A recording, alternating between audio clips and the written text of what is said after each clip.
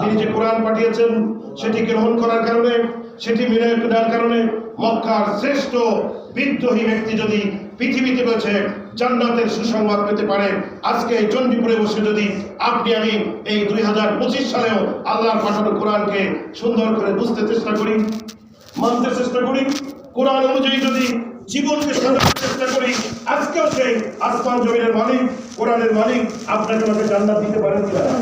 পারেন কিনা জোরে বলেন না? জান্নাতের জায়গা সব আগে যারা মারা গেছে ওরা সব বুক হয়ে গেছে, এখানে 200 সিট ছিল সব ঢুকে গেছে। এখন যত চেষ্টা করি পর্বতের জায়গায় খালি নাই, আর যাওয়া যাবে না। বিষয়টা এরকম, বিষয়টা এরকম। কোরআন আমরা পড়ি না। আল্লাহ তাআলা সূরা আল ইমরানের মধ্যে বলেছেন, ওয়াসারিউ ইলা মাগফিরাতিন মির রাব্বিকুম ওয়া জান্নাতুন আরদুহা সামাওয়াতি ওয়াল আরদ। ওয়া ইমানদারেরা, তোমরা ওয়াসারিউ ইলা মাগফিরাতিন মির রাব্বিকুম, জীবনে অনেক ভুল ত্রুটি হতে পারে কিনা বলেন? পারে না? দুনিয়া চলতে গেলে ভুল হয় কিনা?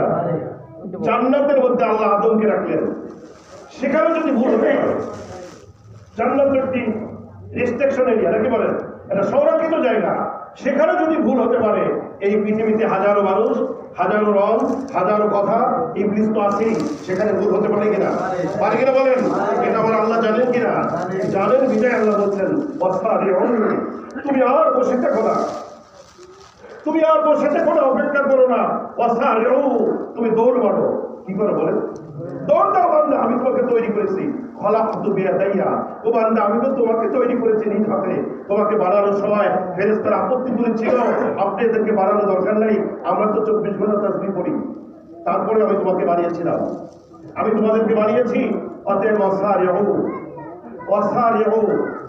ওয়াসারিউ, তোমরা দৌড় মারো। কি বলো বলেন?